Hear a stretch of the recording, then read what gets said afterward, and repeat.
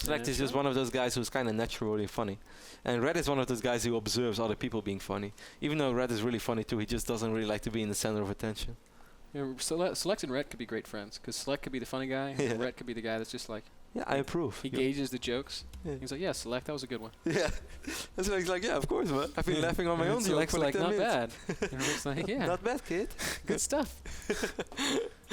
You see SeleCT, of course, being Dignitas Terran spawning on the right top side of this map, and Liquid Red being our Teal Zerg spawning on the left top side of this map. Now Shakuras plays out a little bit different than Antigua. If Red wants to go for a similar playstyle, it's going to be a lot tougher for him to secure this third base. And like since the pushing distance is a lot shorter, it's also going to be much easier for SeleCT to do something about that if Red would go for the same playstyle, which I do not expect. Actually, I think Red probably will and should even go for the same playstyle. Maybe not like the same mid-game and stuff, but that opening was pretty damn solid. The Queens kept him safe. The creep spread was immaculate. Okay. Why wouldn't you open that way? What could SeleCT really have done differently to... Well, what if he goes for one of those MVP pushes with a lot of Marines and even without Sim, just a really early push? Where is SeleCT going to take his third, here or over here on the left? The Red or SeleCT? Red, because you say that Red is going for quick 3 bases. On one of the outside, like bottom left. Okay, well, we'll see, Ben. Maybe you're right, maybe you're not. SeleCT's open up with gas, so we're going to see some kind of tech build. Maybe he's going for your favorite build in the whole wide world, man. I kind of doubt it, man. The new Queen has sort of... ended the day of the Reaper expand. Oh wow, I never even thought about it like that. Since nobody even took that build serious anymore besides MrBitter.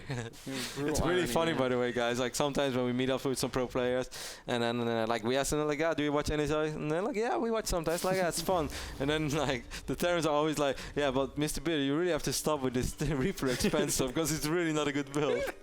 And then Ben is like, hey, it's the best build ever, man. It's such a fun build. It's such a good build. And then we have all these top Terrans telling him like, no, it's really not that good. And Ben goes in, no guys, it's really good. Hey man, I don't need their support. I have Cloud support. Cloud will tell you that Reaper expand was good before the new Queen.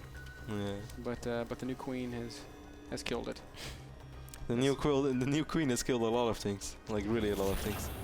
See the factory going down, so we might actually see Hellions this time before Command Center, and I guess that's going to be the only change. I don't think we're going to see Blue Flame Hellions either. It's just probably going to be normal Hellions. Red did get a faster gas, and if I had to make a prediction, I'd say that he's going to throw some sort of all-in at SeleCT. Shakuras is not the easiest map to play late game against Terran, and you know, even if Red were to lose here, he can pick his own map for the final, which would probably be something like Daybreak. We'll see. Well, he's just going to mine 100 gas as it seems. Then he's going to start Zergling speed straight away. He's going to pick up that SCV. SeleCT did get a nice scout up, but now Red is going back to mining straight away. So maybe it was just a mine game by Red. See, MrBitter knows what he's talking about. Red's going to be doing something wonky. Either roaches or banelings, maybe even both. We'll see how many drones he builds. Usually, if you're going to go roach baneling, you stop around 35 But don't you think it's going to be super hard for him to hide against these quick Hellions from SeleCT? Well, I don't think SeleCT's going to be able to get up into the main of Red. No, he doesn't have to go to the main, but he's going to at least control the Selnaga Watchtower, and he should be down the ramp. So as soon as these roaches walk down the ramp, now of course Shakuras is not the biggest of the maps out there, but still, it gives SeleCT a little bit of time to at least hold. That's true. And he's going to get quick stim. Do we have a tech lab? Yeah, we have a tech lab on the barracks. So one bunker with a Marauder band. Yeah, all the pieces are in place for he's even going to stop with Hellions already. So he's just really only making 2 Hellions, man, just to control the middle, just to control the Selnaga Watchtowers. And going down a second barracks, so SeleCT's going to be in, you know, bio production mode. Ret is going to make not even that many roaches. Maybe he just wants to get defensive roaches, Kev. He's not got that much money. Nah, I don't believe that, man. Red would not make 4 defensive roaches. Definitely not 5. You're right. I think even the spine crawl is part of the process to trick SeleCT. Yeah, it doesn't really make a whole lot of sense in that the spine crawler. I mean, those extra minerals kind of slowed down his ability to produce roaches. Yeah, but I think that's part of the mind game. Like, Red just wants to sell something really convincingly. If you want to sell something, it has to be so good that you believe in it. Red is like, if I was playing Terran right now, I would never push. Or I would never expect a push of Zerg. Why would he make a spine crawler? And here come those roaches, and of course SeleCT sees them right away. Immediately starts a bunker in his natural. How many units does SeleCT have? Well, he's got 4 Marines, and immediately starts building a Marauder. Bunker on the low ground, bunker on the high ground. I do think that Select's going to be just fine. There's no bailing nest. Yeah, the bunker on the high ground is really the bunker that I want to see. When the bunker on the low ground is all fine, but that one is going to be on the fire straight away. And now these speedlings are going to make their way across the map as well. He's going to need that bench. And what is this going to be? He's going to actually make... he wants to... Ooh.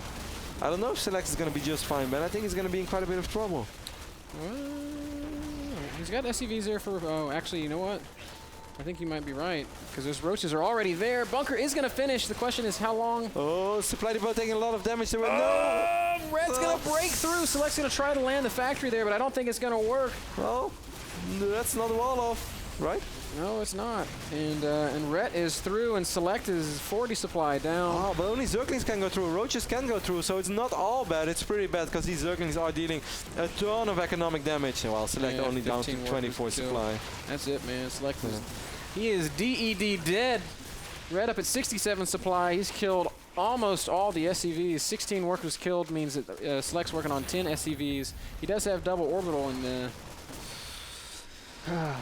small mistake there by Select. And having all of his SCVs over here, being so paranoid that he was going to lose the bunker, that he didn't worry about the supply depot and those links streaming in the base. That was really the nail on the coffin. Otherwise, I think Select would have had a chance to at least stick around and with double orbital maybe be able to make a comeback. But now it's going to be mission impossible, man. Yeah, really 48 to 8. A couple more units here for Ret, just ensure that Select's not able to take his natural back. Red hasn't taken a third base yet, so there's one thing that's kind of going Select's way, but I don't think Red cares. Bailing Nest going down, Lair Tech coming as well. I like Select's never giving up spirit, but I'm not sure. Well, I mean, if he does he have Stim? This is a huge win for Ret, man. 2-0 here puts him in such a good position going into the playoffs. It's most likely going to guarantee a high seed in the wildcard for Red. Maybe if something really crazy happens on day 5, where maybe let's say Puzzle. No, Puzzle doesn't play. Maybe if MC loses 0-2 or MC even loses in the first place, then Red might be able to get a guaranteed spot in the real playoffs straight away instead of having to go to the wildcard playoffs. But at least this guarantees a spot in the wildcard high seed. High seed in the wildcard playoffs. Man, this sounds also confusing. If I was a viewer right now, it would be like, RotterdaM, just shut up. Nothing that you say makes sense. Just show me a graphic and we'll see which games you're going to show us. Select has one big fight, not even that big of a push, one final push coming from Select. He's going to elevate it right up into the main base. Ret is well aware and well prepared. 32 supply against 28, while it's stimmed bio. The thing is, Select has nothing to fall back on. But Ret's got Lings, Roaches, and Banelings. It all comes down to control, of course, but the Ling's going to surround and make controlling very difficult. The drop is shuttled out, at least for the time being. Spire about to finish for Ret. Do Queens count as army supply? Yes. No? Yes. Certainly yes. Yeah, they better. It's like the best unit in the game. That ain't maybe there's like a separated tab. Army supply, Queen supply. It's like trying to make something happen with these units. Knows that the only way back into the game is with a lot of harass as he tries to recover back at home. But even better, man. It's like army supply, weapons of mass destruction supply. And it's like 4 queens. As a Zerg, you don't appreciate those jokes, but any other race would. We see another drop by Select. He's going to try to do his, but a nice transfuse right there by Red, keeping that one queen alive. Oh, really even great picking job. up that medevac. Really, really great job by Red. 110 supply against 42, doubling Select supply. Select can't really afford to prepare for the mutas that are coming, and there's 8 of them on the way. Select is going to try to do something about this turret base from Red. He's going to put his Marines into a beautiful position, but these are too many links to deal with in the first place. And now the first mutas are about to pop as well. There's not a single missile turret in the main base of Select. He's going to drop double engineering bay and a command center. It's Muta. Muta. Otherwise, if Zoka is watching, he's going to be mad at me if I say Muta. And that's okay. He's so cool. He's a great dude. 9 mutas, 9 Muta out on the map. They're going to go chase down this medevac. And all that Ret has to do now is continue adding to this muta number as he saturates his third base, maybe even takes a fourth base. It's so hard for Select from this position. I don't know what he can do. Ret would really have to throw this game if Select's gonna come back. It's really cool though to see the fighting spirit from Select, and that's what I kind of like to see. Even though this game doesn't matter that much for Select anymore, most likely he still makes it into the wildcard playoffs, even if he loses 0-2.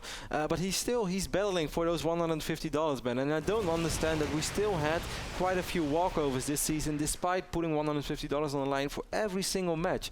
It's like, I cannot imagine in the Warcraft 3 days that there would ever be a player forfeiting a match when there is $150 guaranteed. It's just, it baffles me. It blows my mind. Mine as well, Kev. Mine as well. Like, I would always play if I can win $150. Hell, put me up against MVP, I'll still try. I'll throw Cannon Rush and a 4-gate out there. You never know, man. For better or worse. Void Ray all in, man. It can work. It works against MMA. On Metalopolis, everything can work. Well, yeah, it's crazy. I mean, those are things that unfortunately still out of our control.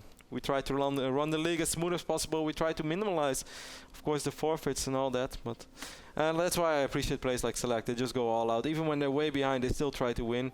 It's going to be pretty much mission impossible. He's down 100 supply, but man, an A for effort. Yep, Rhett just flying around doing damage where he can. SeleCT's trying to get some upgrades out, but it's such an uphill battle. We'll pick off a couple of Muta there. I was about to correct you, but you had it yourself. Damn it, I'm so jelly right now. 21 Muta's out against the 20 Marines of SeleCT. He's got 20 Marines and 2 medevacs, and that is it, and that makes this so very hard.